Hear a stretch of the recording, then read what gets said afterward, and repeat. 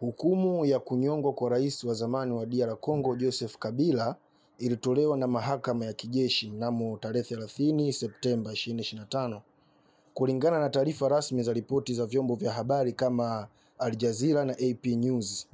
Sasa leo tupo na CEO wa Mwaipopo TV kwa ajili ya kumhoji sababu zilizopelekea rais Kabila kunyongwa. Yeye kwa upande wake anazichukuliaje, ikiwa ya kwanza ni ushiriki katika uwasilishaji wa nchi kwa nguvu za nje, yani kwa maana uhaini, na pili ufisadi na utapeli wa mali ya umma, na sababu ya tatu ni kushiriki katika mauaji na ukiukaji wa haki za binadamu.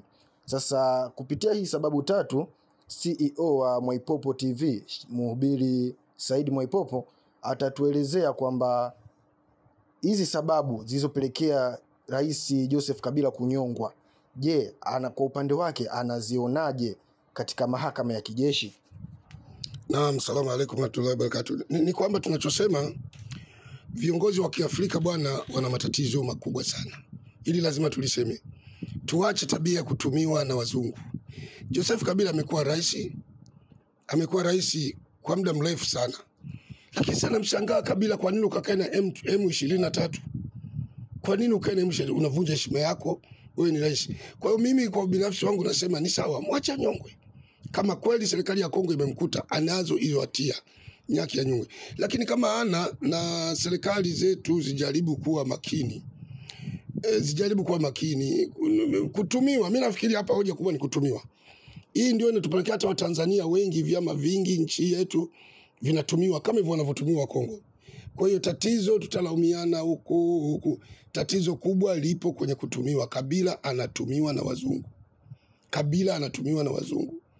Na Wakongo 90% wanatumiwa na wazungu. Matatizo yote ya Kongo ni mifumo ya kutumiwa na wazungu. Kwa Kabila kunyongwa, kuuawa ni sawa tu. Wewe umekuwa rais, umeshamaliza muda wako, una mali nyingi, umepewa ulinzi, tulia upumzike. Msaidie rais anaingia madarakani ili nchi ikae salama. Lakini wewe kwa unafiki unatoka unaenda kukaa na waasi, unategemea ufanyeje? Kunyongwa ni sawa, mwacha nyongwe.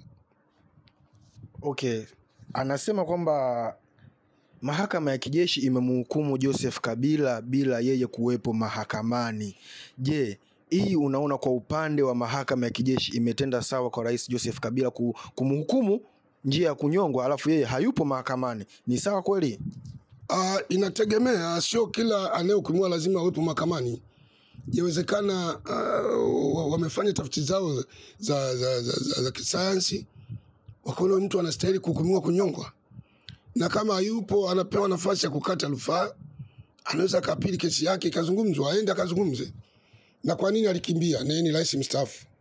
Kama kweli yeye hahusiki, kwa nini alikimbia? Kwa sababu mpaka mahakama ikuhukumu haupo, ina maana ilikupa summons ya kukuita, ukwenda. Imekupa mara 3 ukwenda. Kwa nini ukwenda mahakamani? Hii ndio hoja. Kwa hiyo ulikimbia nini?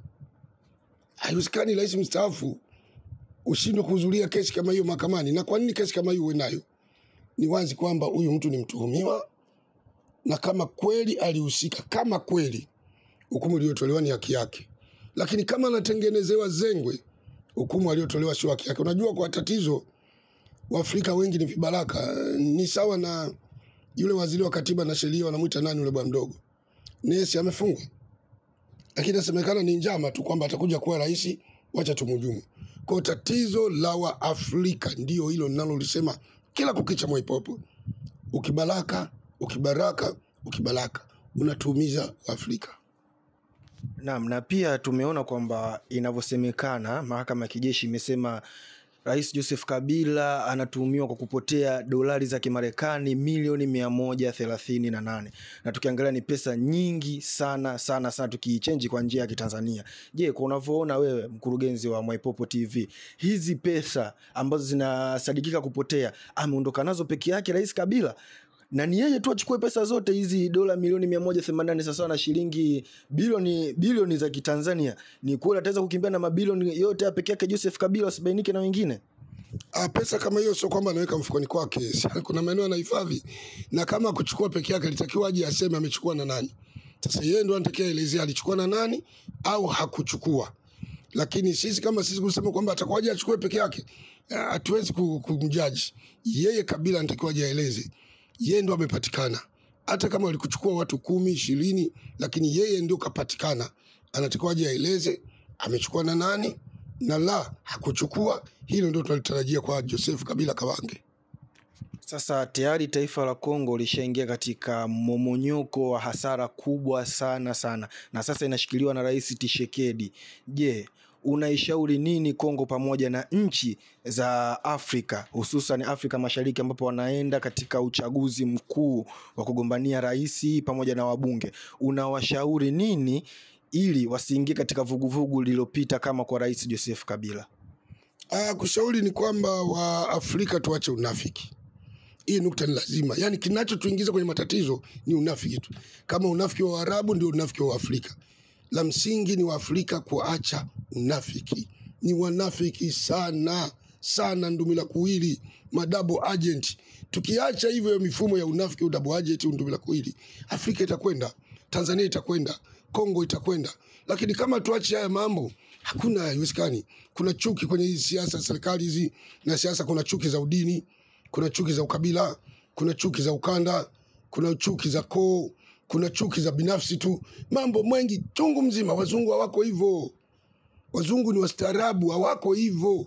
Japo wazungu ni wanafiki, lakini hawana unafiki kama wetu. Unafiki wa wazungu ni wa maslahi ya umma.